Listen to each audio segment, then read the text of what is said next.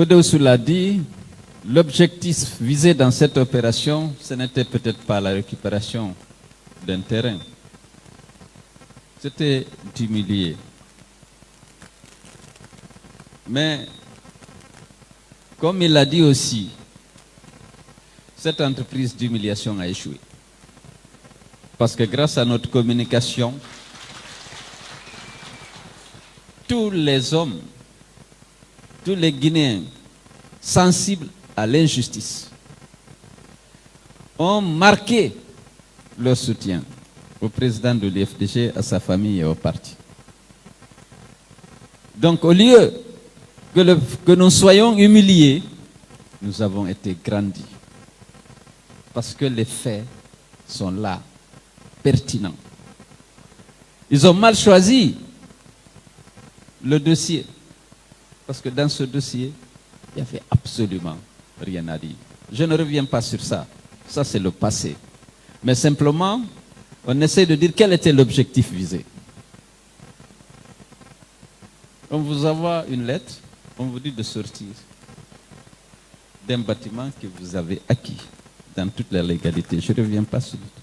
Et que ça vient du patrimoine bâti qui a représenté l'État, qui a encaissé mon chèque et qui m'a fait la quittance libératoire et qui a adressé la même quittance à la conservation foncière à laquelle le patrimoine bâti demande d'établir le titre foncier à mon nom.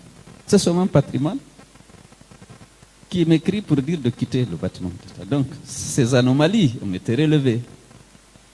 Tout le monde a compris. L'achat au prix du marché, parce que l'évaluation a été faite. Le paiement effectif, parce qu'on a vérifié l'authenticité de tous les documents. Le titre foncier, le chèque, les quittances, l'encaissement par le patrimoine bâti du chèque de banque délivré par la Société Générale, l'accord de prêt qu'on m'a accordé et qu'on a signé, l'échéancier qui était associé, tout était là. Je ne veux pas insister là-dessus parce que pour moi c'est terminé, je ne vais plus en parler. Je laisse la justice, le terrain, la maison, c'est rien. Pour moi, ce qui m'intéressait, c'est mon honneur. Je suis consultant dans plusieurs organisations internationales. Vous savez, je suis invité à toutes les conférences. Je suis vice-président, premier vice-président de l'International libéral. Lorsqu'on salit mon image, ces gens me font confiance. Pourquoi moi, ils m'ont élu? Il y a beaucoup de cadres. Lorsqu'on affirme dans la presse que je me suis emparé d'un bien de l'État dans des conditions illégales, voyez le préjudice que ça m'a fait. Mais ce n'est pas les organisations internationales qui me consultent ou qui m'invitent à toutes les réunions, qu'on parle de finances, de monnaie ou de sécurité. Ce qui m'intéressait le plus, c'était le peuple de Guinée, qui m'a exprimé sa confiance d'abord en 2010. Imaginez les résultats officiels, 44% de suffrage de Guinéens en ma faveur. C'était une grande confiance. Il y avait juste 2 ans que j'ai commencé à faire la politique. Alors, on a cherché à expliquer ça. On a mis de côté la vraie explication. C'est la crédibilité et la confiance qui m'a donné ces résultats.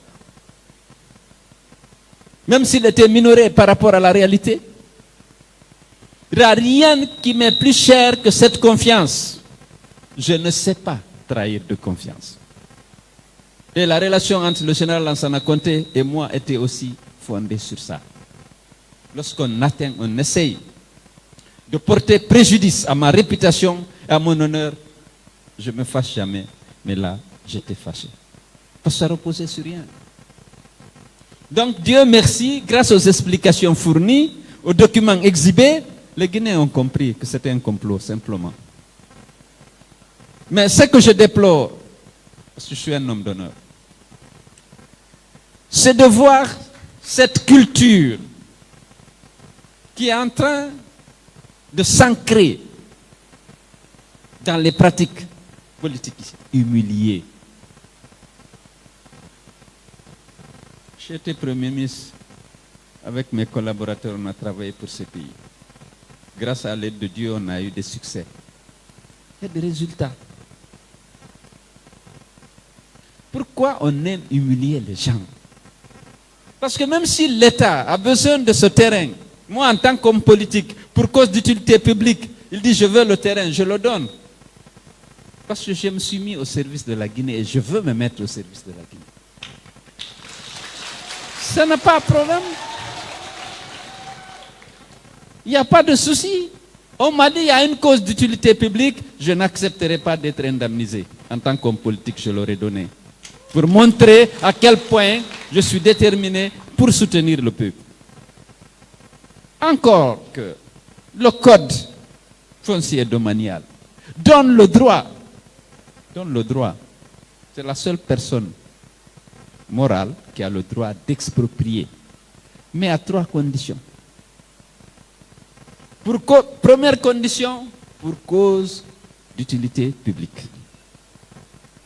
Deuxième condition, qui comporte 2 volets, c'est pourquoi j'ai dit 3, après une juste et préalable indemnisation. Parce que dans un état de droit, la propriété privée est sacrée. Et l'État, le rôle de l'État, c'est de garantir la jouissance par les citoyens de leur propriété privée. Et de protéger la propriété privée. Ce n'est pas de la mettre en cause, en dehors de toute règle et procédure. Bref, je parlais de cet aspect juste pour remercier les nombreux compatriotes. Croyez-moi, certains ont envoyé des textos, d'autres ont écrit des mails, d'autres encore sont venus à la maison, d'autres encore ont téléphoné. En dehors de l'UFDG, souvent. Et donc ça nous a grandi. Parce que lorsque le Guinéen connaît la vérité, il la soutient. Donc je tenais vraiment ici, et devant vous solennellement, ils sont nombreux, je ne peux pas les nommer, les remercier pour cette marque de